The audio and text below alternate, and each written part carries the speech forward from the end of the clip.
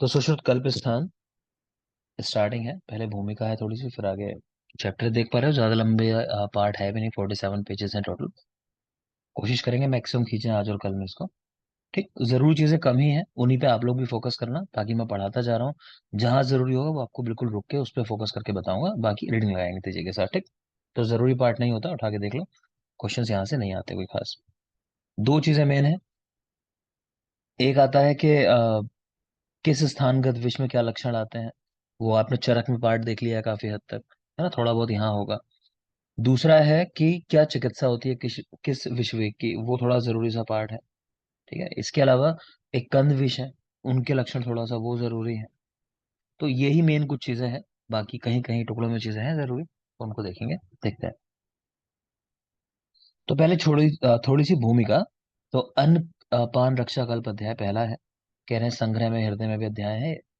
संग्रह में सूत्र 8, हृदय में सूत्र 7, नहीं रटने की जरूरत है। इतना याद रखो कि अनपान रक्षा कल्प पहला अध्याय है, कल्प स्थान का। चैप्टर 2 स्थावर विश्व विज्ञान है। तो स्थावर विश्व का उल्लेख है। स्थावर विश्व के 10 अधिष्ठान है, बिल्कुल याद रखने हैं, आपको शायद याद होंगे। स्थावर विश्व की संख्या 55 बताई है, इन्होंने काउंट कर लिया, ये जरूरी बात है। विश्व के गुण 10 हैं। स्थावर विश्व के 7 वेग हैं। ये हर एक बात जरूरी है। स्थावर विश्व 10 अधिष्ठान, 55 संख्या है, विश्व के गुण 10, स्थावर विश्व 7 वेग। नेक्स्ट देख रहे हो, इसी चैप्टर में अजय घृत और दूषी विषारी घृत का उल्लेख है। ठीक है, अजय घृत और दूषी विषारी घृत पढ़ लेना, कोई पूछता नहीं रेफरेंसेस का भी। चैप्टर 3 है जांगल विश्व विज्ञान है। पहले था स्थावर विश्व विज्ञान है, अब है जांगल विश्व विज्ञान है। जांगम विश्व के 16 अधिष्ठान। तो स्थावर विश्व के 10 अधिष्ठान और जांगम विश्व के 16। नेक्स्ट देखो, चैप्टर नंबर 4 सर्प दष्ट विज्ञानी अध्याय। तो जांगम विश्व में भी सर्प है मेन विषय जो है। तो सांप के 5 भेद बताए गए। आकार के आधार पर 3 भेद हैं। संख्या 80 है सांपों की टोटल, और 7 वेग बताए गए हैं। तो सर्प के 5 भेद, आकृति के आधार पे 3 भेद हैं, मतलब आकार या आकृति के आधार पे 3 भेद। टोटल संख्या काउंट करने जाओगे तो वो 80 आती है। और सर्प विष के भी 7 ही वेग हैं, जितने स्थावर विष में आपने देखे थे वहां भी 7 ही वेग थे। क्लियर, नंबर यहाँ भी याद रखने हैं। चैप्टर 5 है सर्प दष्ट विष चिकित्सा अध्याय। तो इसमें एक चीज आई है, अरिष्टा बंधन। ये बहुत जरूरी है, चरक के टाइम बताया होगा कि अरिष्टा बंधन एक तरह की मंत्र चिकित्सा है। तो जहां दस्त हुआ है उसके 4 अंगुल ऊपर इसको बांधते हैं, तो याद रखोगे। फिर आचूषण छेदन दाह, इसको हम याद रखते हैं एसिड करके, कि सांप के ऊपर क्या करना है, एसिड डाल देना है। एसिड यानी ए से आचूषण, सी से छेदन, और डी से दहन कर्म। ये क्रम भी याद रखोगे, चिकित्सा भी याद रखोगे, पूछता है इसकी भी। और मूषक विष में आगे देखोगे, वहां है दाह विश्रावण प्रलेप, डीवीपी। ठीक है ना, तो इसको एसिड करके याद कर लेना, ACD, आचूषण छेदन और दहन। आगे मूषक विष में है DVP, दाह विश्रावण और प्रलेप।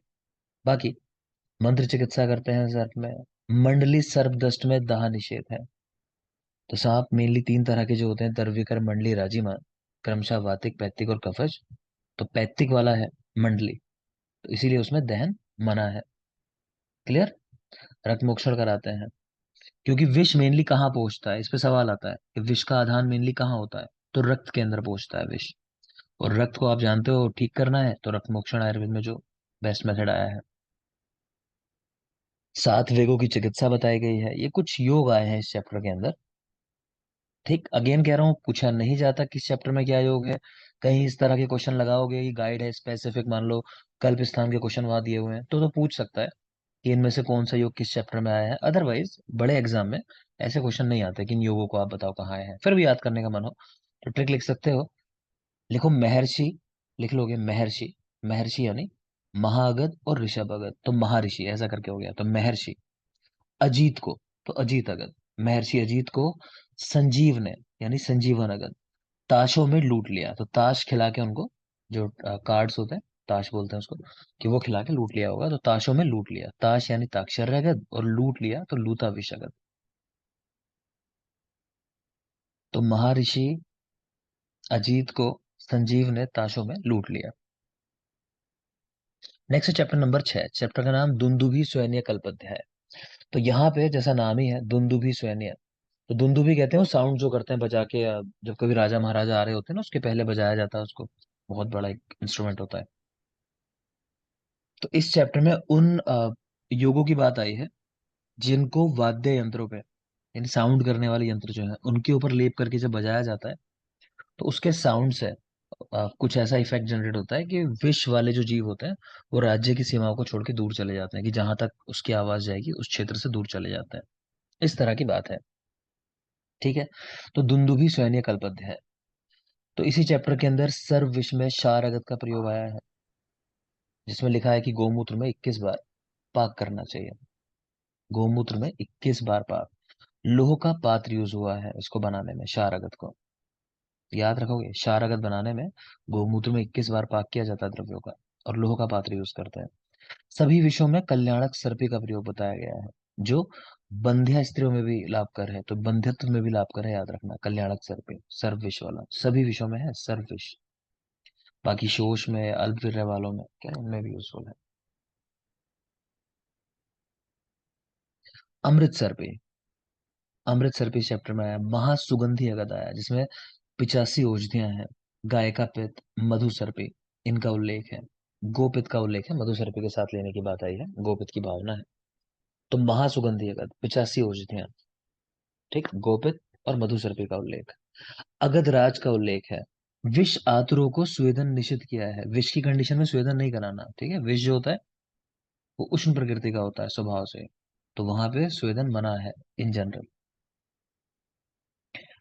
नेक्स्ट आ जाओगे चैप्टर नंबर 7। तो चैप्टर 6 में क्या याद रखना है आपको, तो एक तो ये महासुगंधी अगध स्पेशली कि 85 औषधियां हैं, गाय का पित्त, उसकी भावना है मधुसर्पी के साथ। और चैप्टर अपने आप में जरूरी है कि दुंदुभि सैन्य कौन सा अध्याय है, चैप्टर नंबर 6। नेक्स्ट है चैप्टर 7 मूषक कल्प अध्याय। तो बोल दोगे मूषक विषय में एक आपको द्रव्य बताया कि वो यूज करते हैं, कौन सा है, अंकोल। ठीक है, मूषक विषय में अंकोल अंकुर है बनाते सर। हैं, तो अंकोल याद रखेंगे। तो मूषक कल्प, मूषक के 18 भेद हैं, ये नंबर याद रखना है, 18 भेद। और जो ट्रिक बताई थी डीवीपी, दाह विसरावण प्रलेप। सर्प में बताया था एसीडी एसिड, आचूषण, छेदन और दहन। यहाँ है दाह विसरावण प्रलेप, याद रखोगे, ये जरूरी बातें हैं दोनों। प्लस जल त्रांस यानी हाइड्रोफोबिया रोग का प्रथम उल्लेख यहीं पर आया है। ठीक है, अलर्क विष, मेनली रेबीज जो हम बात करते हैं, तो उसके रेफरेंस में हाइड्रोफोबिया अगर हो जाए किसी पेशेंट को तो उसके बाद बचाना उसको नामुमकिन है लगभग। आगे चलेंगे। लास्ट चैप्टर है कीट कल्प अध्याय। तो आपसे पूछा जाए कुल कितने कीट बताए गए हैं, कुल कीट तो 167 है, 167। अगर नॉर्मल पूछे कीट कितने हैं तो 67। अगर दोनों ऑप्शन दिए हो तो आपको 167 के ही साथ जाना है, ठीक है। तो इस चैप्टर के अंदर जितने भी कीट का उल्लेख है, अलग अलग प्रजातियों का उल्लेख है, मान लो कि कहीं मक्खी बताई है, कहीं मच्छर बताए हैं, और भी हैं बहुत चीजें, कड़व, मशक, विस्कोबड़ा, यहाँ नाम देख पा रहे हो, चींटी, गलगोली का। तो उन सबको काउंट करके जो नंबर आता है 167 है, तो देखा जाए तो ये सारे भी कीट ही हैं। ठीक है। तो अगर एक आंसर लगाना हो तो 167। स्पेशली जो कीट होते हैं जिनको कीट पतंगे हम कह देते हैं, वो अगर गिनने जाओगे तो 67 बताए हैं। क्लियर। तो एक आंसर लगाना है तो 167। अगर कुल कीट लिख के पूछा तो 167 लगाना है। देख लेंगे। 67 का डिवीजन बता रहे हैं किस तरह से है। वातिक, पैतिक, कफज और सन्निपात वाले क्रमशः 18, 24, 13, 12, ये नंबर याद होना चाहिए, जरूरी है। 67 कीट कैसे होते हैं, तो वीपी के एस, वातिक, पैतिक, कफज, सन्निपातज, 18, 24, 13, 12, 18, 24, 13, 12, ये याद रखोगे। आगे फिर कुछ और भेद बताए हुए हैं, मैं इतना नहीं कह रहा आपसे कि इनको रटना।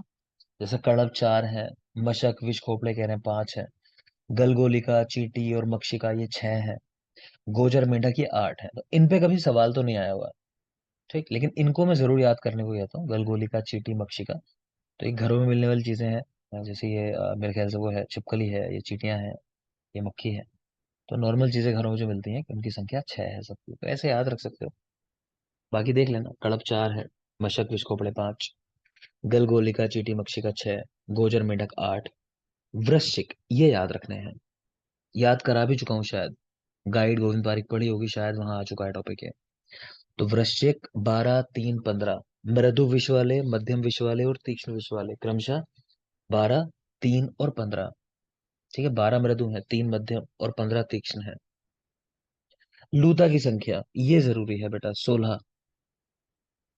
8 कृत साध्य हैं और 8 असाध्य हैं।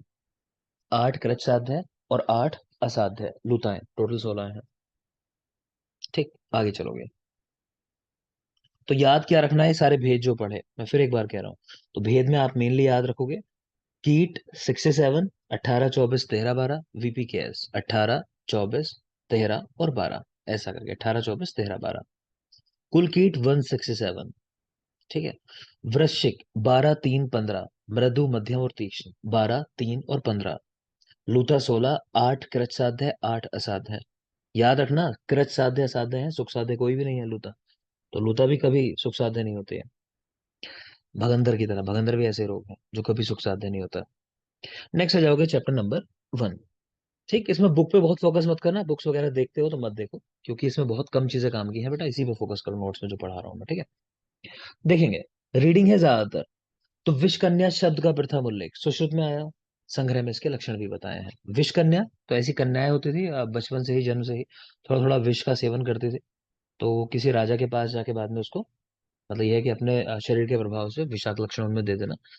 तो ये संग्रह ने इसके लक्षण बताए हैं पूरी तरह। तो याद रखोगे विष कन्या सुश्रुत में आया शब्द, और संग्रह में इसके लक्षण भी आए हैं। राजा को कह रहे हैं उस व्यक्ति का चेत अनित्य होने की वजह से किसी पर भी विश्वास नहीं करना चाहिए। मतलब हर व्यक्ति चाहता है कि मैं राजा बन जाऊं, है ना। बाहुबली पूरी मूवी देखी आपने, कि वो भाई ही उसका मार देता है अपने भाई को। तो कह रहे हैं इसलिए किसी पे भरोसा नहीं करना चाहिए। नेक्स्ट है महानस में वैद्य। महानस यानी किचन। तो किचन के अंदर वैद्य की नियुक्ति की गई है। क्यों? तो कह रहे हैं कि क्योंकि व्यक्ति का मन जो होता है वो बहुत ऐसा है कि किसी पे भी भरोसा नहीं करता वो। तो मान लो विष मिला दिया, तो वैद्य होगा तो कम से कम वो देखेगा चीजें विषाक्त तो नहीं हुई है। ठीक है, लेकिन वैद्य को भी देखना है कि वो भी ठीक है या नहीं है। तो उसके लिए कह रहे हैं वो कुलीन होना चाहिए, क्रोधी ना हो, पारुष्य ना हो, एहसान भूलने वाला ना हो, आलस्य रहित हो, परीक्षित स्त्री पुरुष युक्त हो, यानी किसी ऐसे व्यक्ति ने लगवाया हो उसको कि जिस पर आप भरोसा करते हो।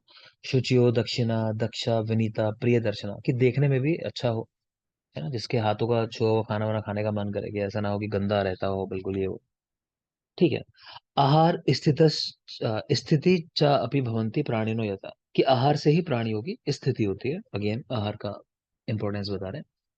नेक्स्ट है विषदाता के लक्षण। देखो इन पे कहीं सवाल नहीं आते, मैं फिर बोल रहा हूँ, मैं सिर्फ रीडिंग की तरह इसको पढ़ा रहा हूँ। आप भी ऐसे ही पढ़ो, समझ में आ जाए, कभी क्वेश्चन आ जाए तो आप सेंस से लगा लो आंसर, बस उतना ही पढ़ना है।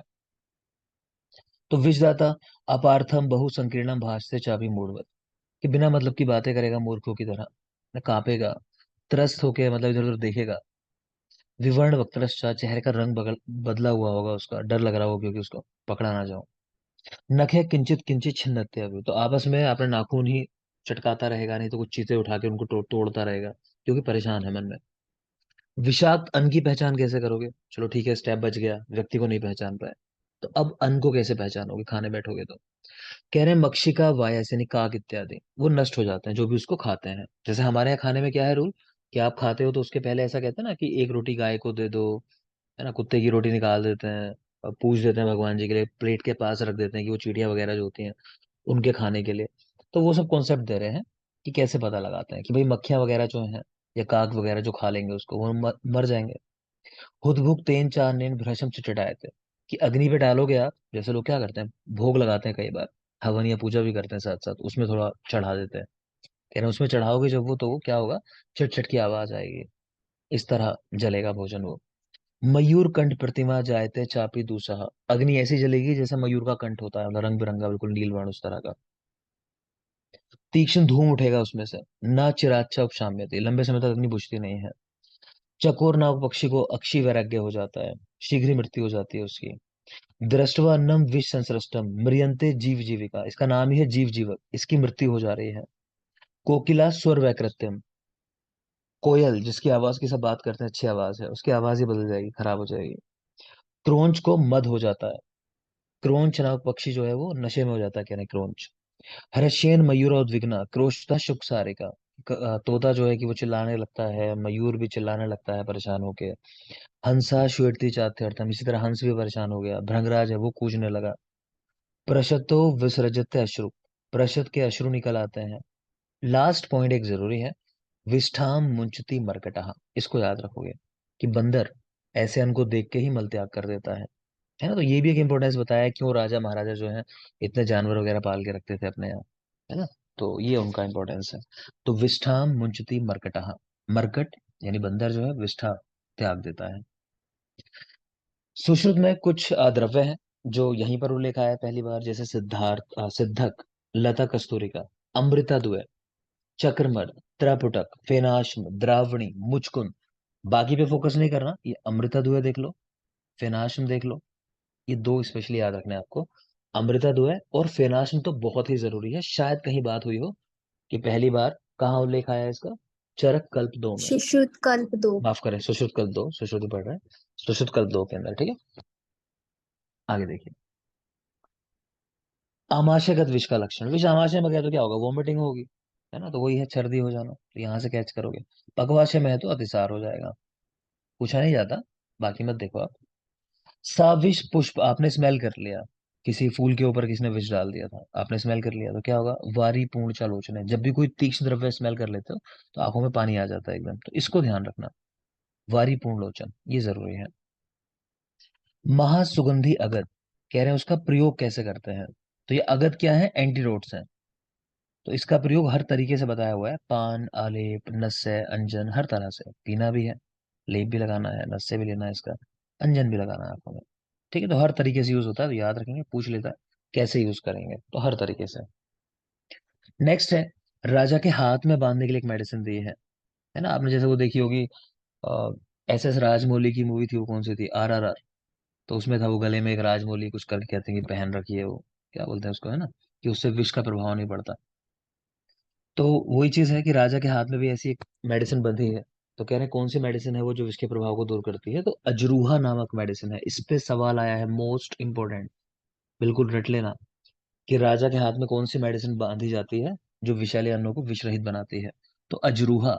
याद रखने के लिए जो बॉयज हैं उनको समझ में आएगा, आज वर्ल्ड कप भी है, तो मोहम्मद अजरुद्दीन, है ना, भारत का कैप्टन था पहले, कलाइयों का जादूगर कहते थे उसको, कलाइयों का जादूगर, बहुत अच्छी शॉट लगाता था कलाइयों से, तो वैसे ही याद रखना है, अजरुद्दीन यानी अजरूहा, कलाई पर, समझ गए। तो राजा के हाथ पर यानी कलाई पर बांधने के लिए अजरूहा नामक मेडिसिन है। नेक्स्ट देखेंगे, हृदय की रक्षा के लिए अजय घृत और अमृत घृत का पान, अजय घृत, अमृत घृत, इनका प्रयोग करना चाहिए। जरूरी है चरक वाला पॉइंट, कुछ लोगों को याद होगा, कुछ ने अभी पढ़ा नहीं है, चिकित्सा स्थान। तो कह रहे हैं हृदय शुद्धि के लिए ताम्र और मधु का सेवन करना चाहिए। हृदय शुद्धि के बाद 1 शाण की मात्रा में हेम चूर्ण का प्रयोग बताया गया है, 1 शाण की मात्रा में हेम चूर्ण, ठीक है। इसके अलावा मज्जा, मधु, घृत, गैरिक और गोमेरस,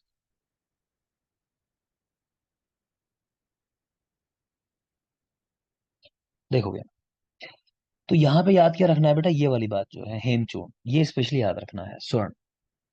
वहां एक श्लोक मिलता है कि जो व्यक्ति हेम का सेवन करता है, स्वर्ण का सेवन करता है, उसके शरीर पर या उसके हृदय पर विष का प्रभाव उसी तरह नहीं पड़ता, जैसे कमल के जो पत्र होते हैं उनके ऊपर पानी की बूंद नहीं ठहरती, है ना, तो उसमें पानी की बूंद डालोगे मोती की तरह दिखते हो, वो हिलती है और गिर जाती है, अगर जैसे थोड़ा सा सब मिलेगा गिरने के लिए स्पेस, उसको गिर जाएगी वहां से, तो प्रभाव नहीं पड़ता उसका, बूंद का कमल के पत्तों पे। उसी तरह यहाँ कह रहे हैं, तो ध्यान रखना, हेम की बात आई है, श्लोक है, आगे दिखाऊंगा, आप लोग यहाँ परेशान मत हो। नेक्स्ट चलेंगे, विष भक्षण की चिकित्सा। देखो कुछ चीज खाई है अगर गलत, तो वमन कराना है, जब तक डाइजेस्ट नहीं हुई है, डाइजेस्ट हो गई है तो विरेचन कराना है, क्लियर। तो वही कह रहे हैं, विष भक्षण किया है तो क्या कराओगे भाई, वमन कराओगे, तो और कुछ नहीं था। अगर मुझे चाहो रिकॉल करूं चैप्टर 1, चलो मैं कर दे रहा हूँ, क्योंकि शायद थोड़ा सा तेज लगा हो पढ़ते हुए, देख लोगे एक बार क्या जरूरी है, चलो तेजी से पढ़ाता हूँ, जो याद करना है मैं बस वो बताऊंगा आपको, शुरुआत से देख लो। तो पहले तो ये कि स्थावर विष 10 अधिष्ठान, स्थावर विष 55 है, विष के 10 गुण बताए गए, स्थावर विष के 7 वेग बताए गए। जांगम विष के 16 अधिष्ठान, स्थावर के 10, जांगम के 16। सांप 5 भेद है, आकृति के आधार पर 3 है, संख्या 80 है। 5 भेद, आकृति के आधार पर 3 भेद, संख्या 80, विष ये भी 7 ही हैं जैसे स्थावर विष के थे। सर्पदंश की चिकित्सा में अरिस्टा की बात आई है, अरिस्टा एक मंत्र चिकित्सा है। बाकी एसिड करके हमने याद किया, ACD, वो याद रखोगे। और मंडली सर्प में दाह नहीं करते, क्योंकि दर्विकर, मंडली, राजीमान क्रमशः वातिक, पैतिक और कफज। ठीक है, ये एक ट्रिक थी हमने देखी यहाँ कि महर्षि अजीत को संजीव ने ताशों में लूटा, तो चैप्टर 5 के योग है। दुंदुभि स्वैन्यकल्प, चैप्टर 6 है इसका नाम। दुंदुभि स्वैन्यकल्प अध्याय चैप्टर 6 है। इसके अंदर एक चार अगत का प्रयोग आया है, जिसमें 21 बार गोमूत्र में पाक करने की बात आई है और लोह पात्र का यूज किया गया। इसी तरह एक कल्याणक सर्पी भी आया है यहाँ, जो बंध्या आदि कंडीशंस में भी हितकर है, कल्याणक सर्पे। इसी तरह महासुगंधी अगद है, जिसमें 85 योजनाएं 85, गाय के पित्त की भावना है और मधु सर्पी के साथ प्रयोग करना है, मधु सर्पी से यूज करना है। विष आतुरों में स्वेदन नहीं कराता है। मूषक के 18 भेद, चिकित्सा, डीवीपी, दाह, विश्रावण और प्रलेप, 18 भेद है मूषक के। हाइड्रोफोबिया, जल त्रांस, प्रथम उल्लेख सुश्रुत में ही आया है। चैप्टर नंबर 8 कीट कल्प अध्याय। 67 कीट हैं, 18, 24, 13, 12। वात, पित्त, कफ, सन्निपात, 18, 24, 13 और 12। कुल कीट 167। वृश्चिक, मृदु, मध्यम, तीक्ष्ण, 12, 3 और 15। 12, 3 और 15 मृदु, मध्यम और तीक्ष्ण। लूता 16, 8 कृत साध्य और 8 असाध्य। 8 कृत साध्य, 8 असाध्य। लूता 16 है और पीछे मूषक देखे थे वो 18 थे, याद रखना, मूषक 18 है, लूता 16 है। चैप्टर 1 है अन्नपान रक्षा कल्प। तो विषकन्या शब्द पहली बार सुश्रुत में आया, अष्टांग संग्रह में लक्षण भी आया। बने रहेंगे एक मिनट।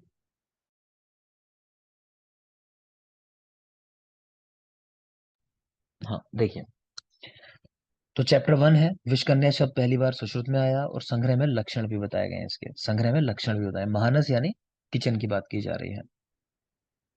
विषाक्त अन्न को देखकर मरकट यानी बंदर जो है वो विष्ठा मल का त्याग कर देता है। बाकी जिसका भी जो गुण है एनिमल का, वो अपने उस गुण को त्याग देगा। ठीक है। सुश्रुत ने अमृता द्वय और फेनाश इनका प्रथम बार उल्लेख किया है।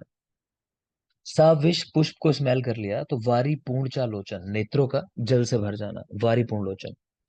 महासुगंधी अगद हर तरीके से इस्तेमाल कर रहे हैं, पान, आलेप, नस्यंजन इत्यादि में। राजा के हाथ में अजरूहा नामक औषध बांधी जाती है विष रहित बनाने के लिए। चरक ने हृदय की रक्षा के लिए हेम चूर्ण का सेवन बताया, उसके पहले वमन के लिए ताम्र और मधु की बात भी आई है, देख सकते हो। विष भक्षण की मेन चिकित्सा वमन है, मैं अभी बता देता हूँ। अगर जांगम विष होता है, जैसे मतलब बाइट कर दिया किसी ने, तो वहां पे रक्त मोक्षण बताएगी ये मेन चिकित्सा। भूल गया तो कोई पुरानी मूवी उठा के देख लेना, जैसे काटता था सांप वगैरह तो लोग एकदम से आ जाते थे, वो निकालना है उसको, कटवट लगा दो, है ना, कि विष निकाल रहे हैं उसका। तो ये चैप्टर 1 कंप्लीट हुआ। नेक्स्ट आ जाओ चैप्टर नंबर 2। चैप्टर का नाम है स्थावर विष विज्ञानी अध्याय। 10 आश्रय आपने देख लिए, जांगम विष के 16 आश्रय होते हैं। ठीक है। विष दो प्रकार का, स्थावर, जांगम। चरक ने भी दो भेद बताए और लिखा है अंबु संभवम, कि जल से उत्पन्न होता है। विष की मेन योनि जो है वो जल है, जल से उत्पन्न होता है। आगे ये डिवीजन है बेटा, इसकी मैं यहाँ बात नहीं करता क्योंकि यहाँ हल्की सी ना गड़बड़ है। तो आगे लास्ट में चल के आपके नोट्स में है डिवीजन, दोबारा से मैंने लिखा है, वहीं पढ़ाऊंगा, इसको यहाँ नहीं पढ़ोगे अभी। ठीक। आगे देखो, अग्नि पुराण में विष के दो भेद बताए गए हैं, जरूरी बात नहीं है। स्थावर विष सुश्रुत वाग्भट 55 और चरक के 21, ये दोनों के याद होने चाहिए। स्थावर विष सुश्रुत वाग्भट 55 और चरक 21, ये आपको याद रखना है। नेक्स्ट देखिए, कंद विष, ये जरूरी बात है बेटा, बिल्कुल रटा हुआ होना चाहिए किसके कितने भेद हैं कंद विष में। वत्सनाभ के 4, मुस्तक के 2, सरसप के 6। वत्सनाभ 4 सबसे जरूरी, सरसप के उसके बाद सेकंड नंबर पे जरूरी है 6, फिर मुस्तक। ठीक है, वत्सनाभ के 4, सरसप के 6, मुस्तक के 2 भेद। कह रहे कंद विष तीक्ष्णतम होते हैं, सबसे तीक्ष्ण होते हैं, यहाँ तीक्ष्ण लिखा है, लेकिन सबसे तीक्ष्ण विष आपसे पूछा जाएगा कौन से होते हैं, तो कंद विष। देख ही सकते हो वत्सनाभ नहीं में आता है। और जब मैं कहता हूं कभी विष और मैं कोई नाम न लूं आपके सामने, तो आपको क्या समझना है, स्थावर विषयों में अगर बात की जा रही है तो वत्सनाभ ही समझना है। ठीक है, तो ये बात याद रखोगे। आगे चलेंगे। दूषी विष, दूषी विष क्या होता है, तो जीर्णम विषग्न औषधि भी हतम व दावा अग्नि आतप शोषितम व स्वभावतो व गुण विप्रहीनम विषम ही दूषी विषताम उपैते कफ आवृतम वर्ष गणानुबंधे।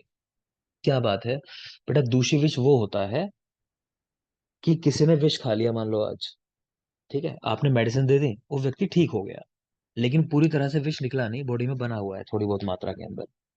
ठीक है, तो वो क्या है, डाइजेस्ट तो हुआ नहीं है। वो समय के साथ धीरे धीरे डाइजेस्ट होगा, अपने असर दिखाता रहेगा। ठीक है, टाइम टाइम पे, कभी मान लो 6 महीने में, कभी साल भर में, या कभी रोज ही आपको बीमार महसूस कराएगा। तो इस तरह के विष, या फिर कह रहे हैं कई बार विष स्वभाव से ही ऐसे होते हैं कि काफी कम पावर के थे, है ना, तो वो विष का किसी ने सेवन कर लिया। ठीक, या फिर कह रहे हैं कि किसी भी कारण से अपने गुणों में हीन हो गया, कुछ भी कारण हो सकता है। हो सकता है कोई एंटीडोट ऐसा खाया हो सकता है व्यक्ति कुछ ऐसा लगातार खा रहा है कि स्वर्ण का सेवन करता है लगातार, जैसा बताया गया कि स्वर्ण का सेवन करने वाले के शरीर पर विष का प्रभाव नहीं पड़ता। तो किसी भी कारण से विष अपनी पूरी इंटेंसिटी में ना हो और वो विष बॉडी में पड़ा रहे, तो नुकसान पहुंचाता है धीरे धीरे, ऐसे विष को दूषी विष कहते हैं। तो वही सब यहाँ लिखा हुआ है कि किस वजह से हो सकता है, जीर्ण होने की वजह से, विषक औषधियों से, दावा, अग्नि, आतप, इनकी वजह से, या स्वभाव से ही गुणों में हीन हो। ये कफ से आवृत होकर वर्षों तक बना रहता है अंदर, कफ इसके ऊपर लेयर बना ली, प्रोटेक्टिव लेयर, और ये पड़ा हुआ है, डाइजेस्ट नहीं हो रहा है। यहां देखोगे,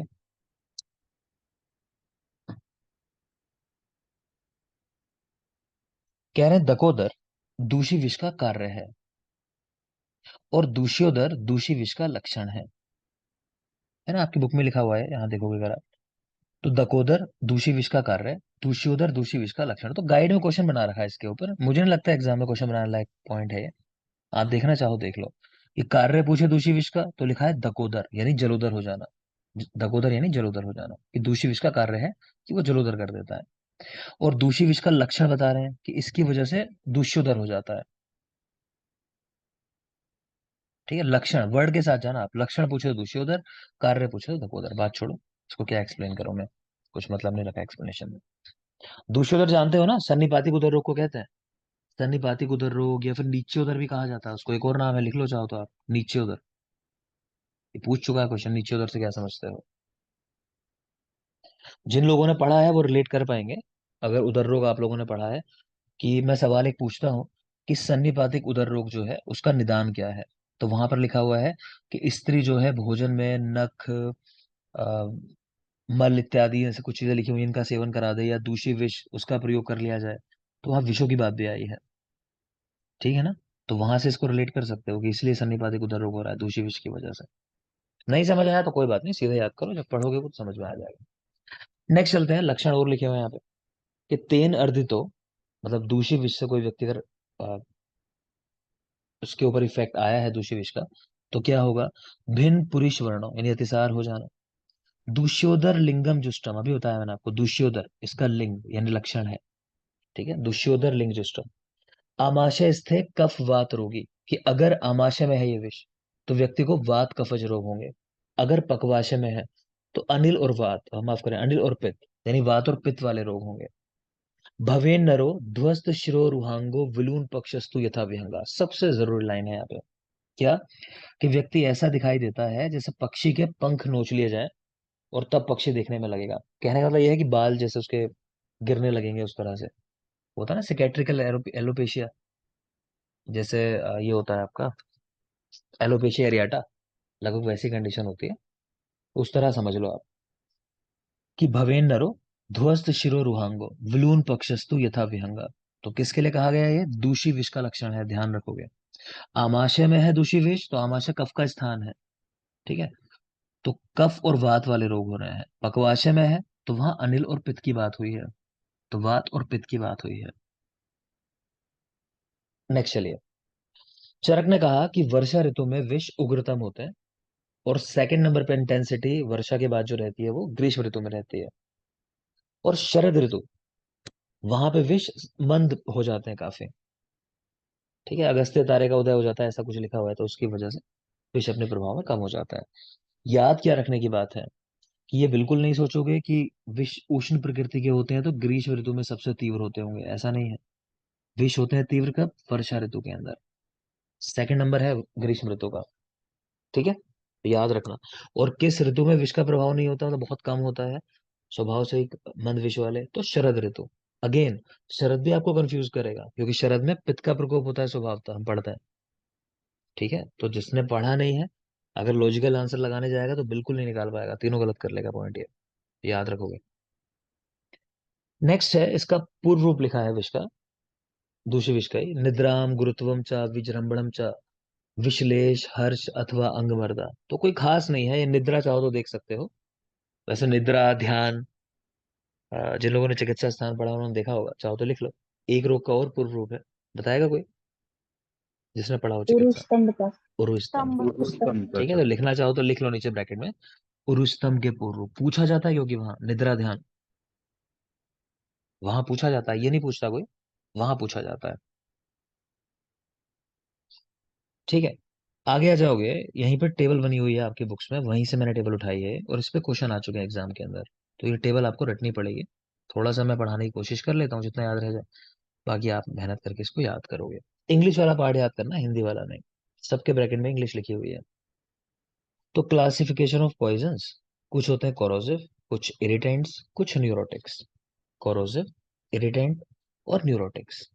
डिवीजन क्या है? पहला है कोरोसिव का। तो इसमें कुछ स्ट्रॉन्ग एसिड होते हैं, कुछ एल्केलीज होते हैं। स्ट्रॉन्ग एसिड्स और एल्केलीज। तो एसिड में कौन कौन से आते हैं? अगेन दो डिवीजन है, इनऑर्गेनिक और ऑर्गेनिक, मतलब कार्बन वाले विदाउट कार्बन वाले।